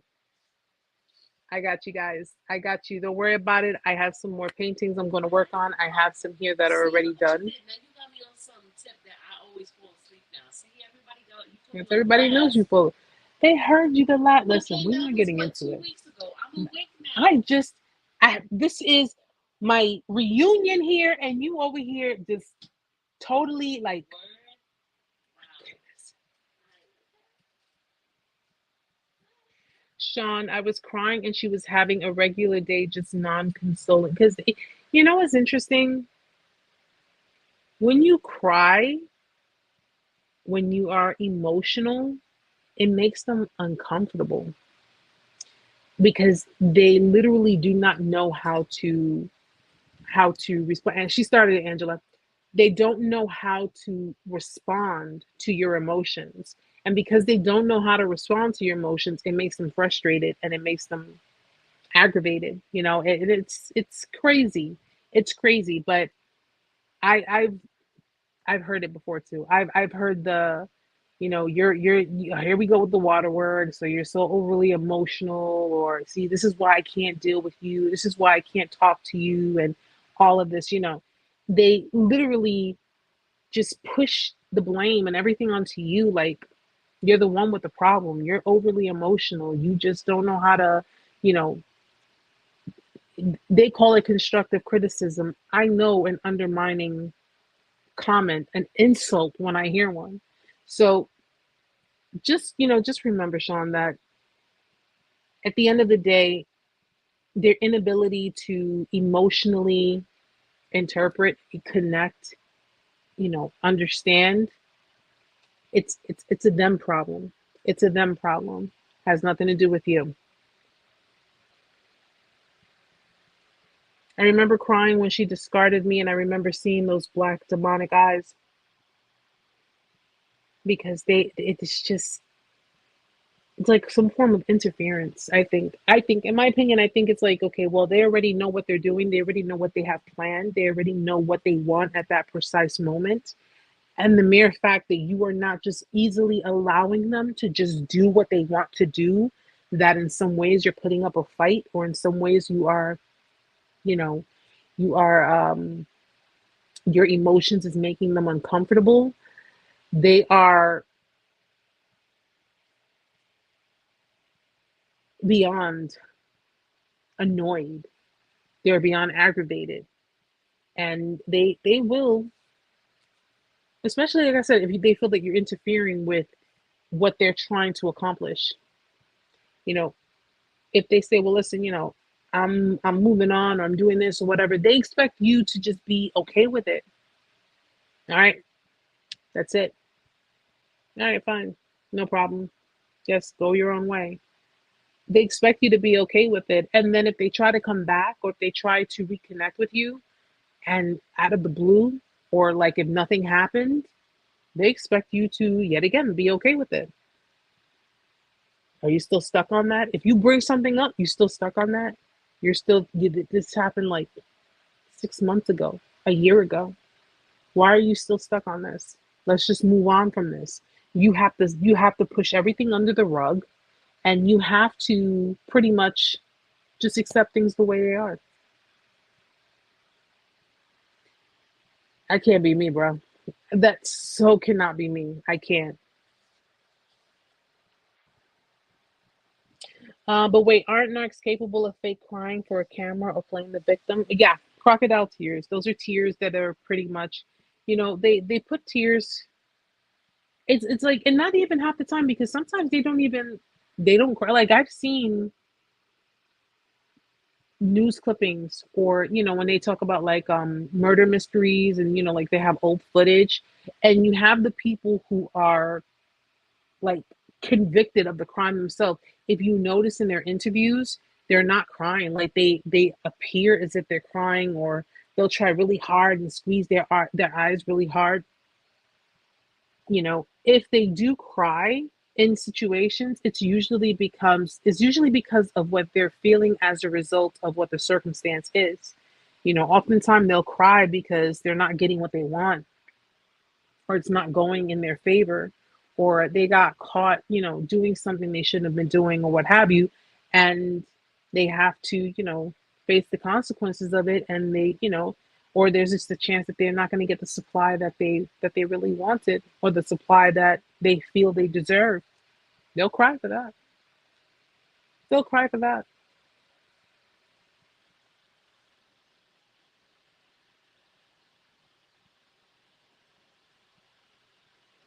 Yes, Angela says, when we cry, they aren't able to process that because they aren't able to regulate real emotions themselves. It's an inconvenience to them. Hence the reason why they're annoyed, why they react aggressively, they react, with rage, they react, in a way that you don't even recognize them. And that's simply because they can't perform something they don't really understand, you know. And this we take it all the way back to, because listen, empathy. Somebody mentioned that. I can't remember where, but I think it was in one of my comments. And they said, it's not like a pill you can take. You can't just take a pill and then boom, you have empathy. Empathy is something that's instilled within you. It's simply because it was taught to you. You understood what empathy was. For example, my son is autistic, and people with autism can often be confused with people who are narcissists, possibly sociopaths. And that's simply because, in a way, just like Angela said, they don't know how to properly regulate empathy. They don't know how to regulate emotions. However, my son was born, which is it's a neurological issue, okay? It's a cognitive issue. My son was born with, the inability to, his speech, his grasp, his grasping of certain concepts, he does not understand. But if I worked hard enough to help my son understand emotions, to help my son understand sympathy and empathy and love and understanding and respect, I teach my son right from wrong. There is no excuse. There is no excuse. And my son has a learning disability. My son has a developmental delay. And yet he understands. So if my son has all of these things, and my son is still able to understand, and he's still able to regulate, he's still able to, to respect other people's wishes. He's still able to understand right from wrong. He understands when someone is crying, okay, that means that they're hurt. And he tries to understand. My son, and it's funny because at the time of my discard, there was a time I spent so much time trying to keep that away from my son. I tried so hard to keep my feelings and what I was going through, I tried to keep it away from my son. If he was coming into the room, I would wipe my face off and try to, bring myself to. But I tried really, really hard. And for some reason, in spite of everything that I was going through, my son, I feel deep down inside, understood that something was wrong with mom. Something is wrong with mommy. Mommy is not happy. Mommy's not her normal self. And he can feel that off of me. He would come into my bed, lay next to me, and he would put his arms around me and hold me and hold me. And I would be flustered because I never even thought that my son could really understand. But it's because of the things that I teach him. So, yeah, NPD, listen, we don't make excuses for the behaviors. We don't, we can't, it's a mental illness. I get it. Yeah, okay, fine, whatever. But at the end of the day, they know what they do. They know what they do. They knew what they were saying. They know how they responded. They knew, and it was based on your reaction, your response to things. Because even if they sat there and said, "Well, I didn't realize I was hurting you. I didn't know that I was doing this. I didn't know that I was doing that." My response wasn't enough for you. My response, my reaction wasn't enough for you. Okay. I don't give a damn if you understand emotions. I don't give a damn if you understand or you cannot regulate emotions. The mere fact that one, you were lying, but two, you saw how this was affecting me and you still continued to do what it is that you do. And then three, let's top it off with the cherry. You had the audacity to play the victim and try to make me out to be the toxic person, me to be the villain, me. And meantime, I was the one, and we can all agree on that, guys. I was the one who was showing you endless love, showing you unconditional love. I was the one, though part of me was kicking myself in the ass for sitting around tolerating your nonsense and your BS, but I was the one who was giving and giving and giving and giving, even though you showed me that it would have never been enough. No, I don't make excuses for nobody. I'm not making excuses for nobody. You come to me and tell me, "Oh, well, I turned over a new leaf, Erica." Well, guess what? I turned over this boulder. We really want to go there? No? Keep it moving. You turned over a new leaf. You're a new person. Hallelujah. Okay? Good for you. Go be for that next person. Go be for that next person. Because I refuse to drive myself crazy sitting here wondering if I can trust you, sitting here wondering if I could ever believe a word you say, sitting here wondering if you are sitting there waiting for my guard to drop so you can go ahead and do what you did again. No, I'm good on that one.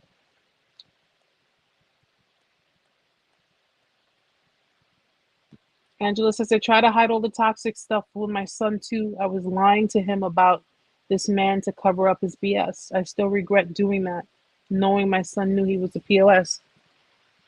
And something, we live and we learn, right, Angela? We live and we learn. You know, we just take what we learned from it and move on and make better choices. That's all we can do.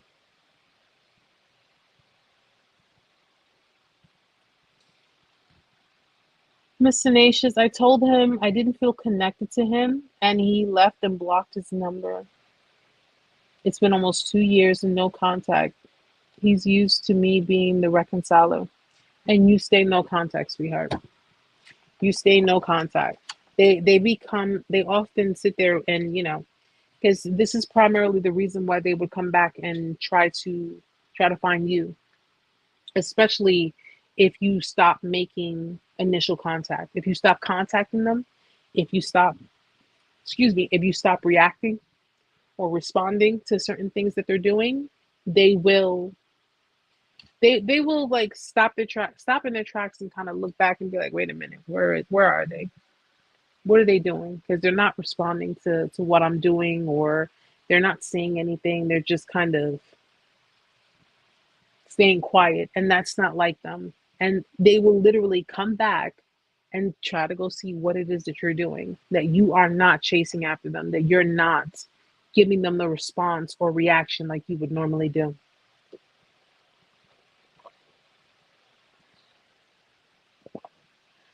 Amanda says, I still have so much anger inside me for what they did to me 3 years later, still, and I can't trust anybody now. And I understand your anger. I was angry for a while myself. I was really angry.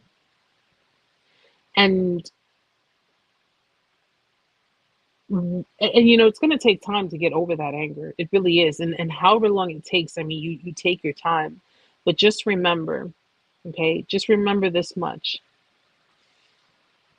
This anger that's festering up inside of you and this lack of trust that's keeping you pushed away from other people is not affecting them.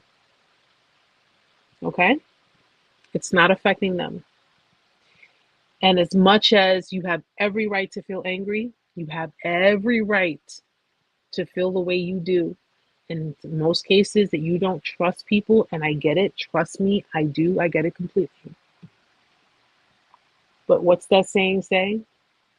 Holding on to anger is like drinking poison and expecting the other person to die. It is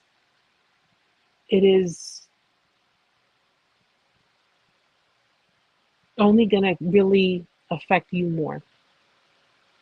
It's only going to affect you more. And you listen, you take your time. You don't have to trust anybody. You don't have to trust everybody. You take your time on that. Okay? You take your time on that. But don't not live because of what someone else did to you. That person's still going to get theirs. That person's still going to get theirs. But you deserve to live. You deserve to be happy. You deserve to be in a place that makes you feel at peace, at ease. Because the anger, all it's going to do is it's just going to fester up. It's going to build. It's going to just build and build and build. And it's going to eat at you. And you'll be missing out on so many different opportunities. Okay? So I'm not here to tell people what to do, but I can tell you from personal experience, holding on to anger, it doesn't do anything to them. It does more to you. It really does.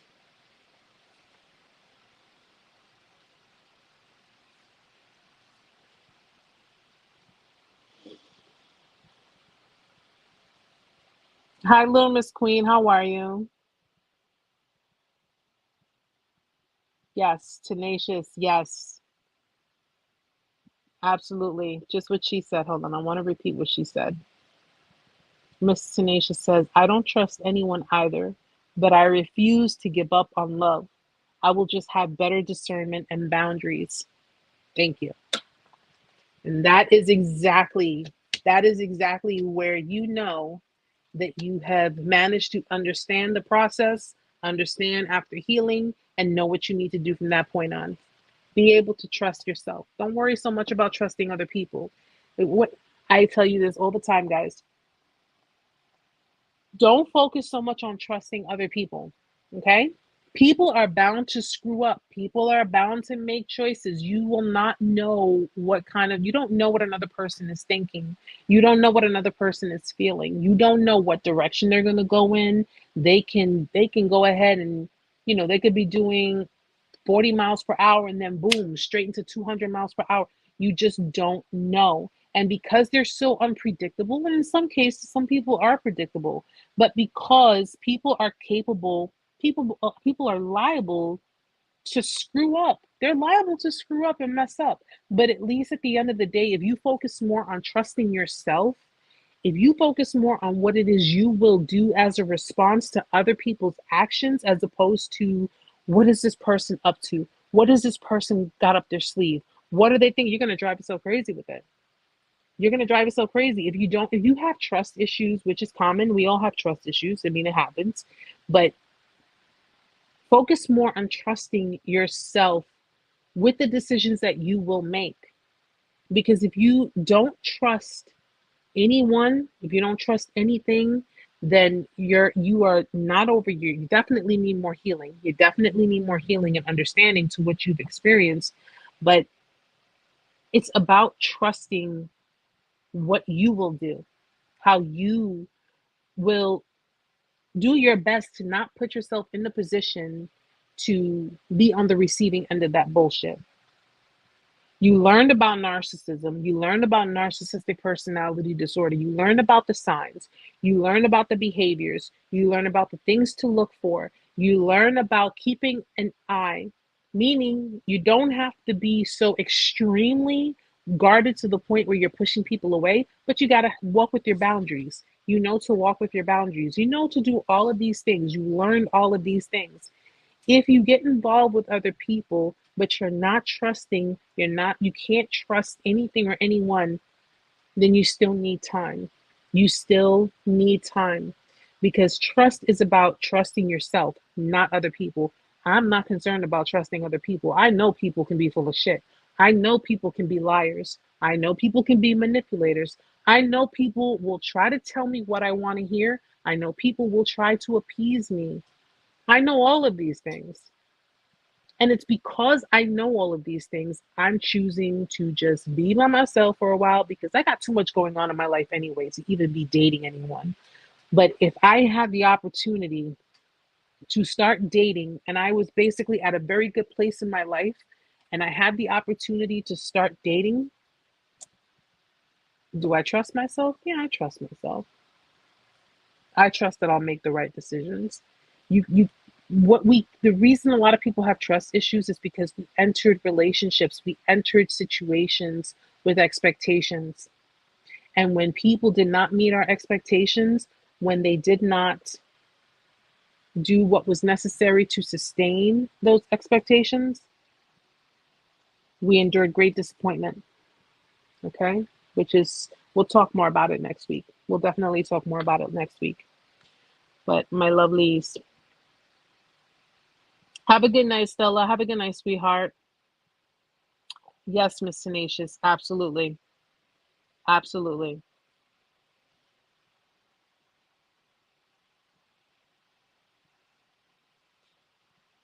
But we will definitely, guys, talk more about this next week. I promise you. I will be on TikTok on Tuesday, TikTok Live, 8 p.m. Eastern Standard Time. I have to show my face up over there too, because I haven't been up on there as well. But if you want to join me further over there, by all means, you are more than welcome to come.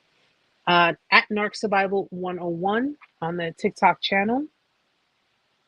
Okay. Again, I will be updating the website soon, so that way you guys can see when the one-on-ones will be posted, and of course the Skype group meetings. Um, what else? I think that's pretty much it. I am still gonna be making my video for my Facebook channel, but I got a lot of stuff going on over there too, so we're gonna work on that. We're gonna definitely work on that. But it's so great to be here tonight with you guys. Thank you so much for showing up. Thank you so much for coming out. Katie, thank you, sweetheart, for being here. Stella, I got Angela, my these are my ride or dies. These are my ride or dies. Got Amanda here as well. I have just, it's just so great to see that everybody came out. It's so great to see that, you guys are still in support, even though I haven't been around for a little bit. And I'm just so appreciative of the love and the support and the words of encouragement and just everything. You guys are amazing. Thank you so very much for everything. I know the guys were here. I don't know if they're still here. Sergio, thank you so much, sweetheart. Yes, Angela, we definitely will. I know Ty was here earlier. Cicely was here. Official was here. Butch was here. So many of you guys were here. Thank you so much just for being here tonight. I am going to call it a. I'm going to call it a night. I am pretty much getting tired, and Amanda's like a fireball in the corner after drinking some fireball. So, got to put the AC on. But guys, I hope to see you on Tuesday, TikTok Live. If not, I will see you back here next week, Friday, 8 p.m. Eastern Standard Time. We will discuss more in detail. I'll make sure I have my notes put together, because I know there are a lot of new subscribers and a lot of new followers, and I want to make sure everybody's on the same page. So again, thank you so very much, guys, for being here. Have a beautiful night, guys. Much love to you all. Thank you so very much. Have a wonderful weekend. Hope to see you Tuesday, but if not, I'll see you next Friday, and I'll keep you guys posted. Everything's going to be posted up on my website, and of course the community board on YouTube, and I'll post up posts on Facebook as well. Thank you so much, my loves. Have a beautiful night. Love, peace, God's blessings, protection, you know, all that good stuff. You guys already know how I get down. Love you all. Have a beautiful night, and I will see you next week. Good night, guys.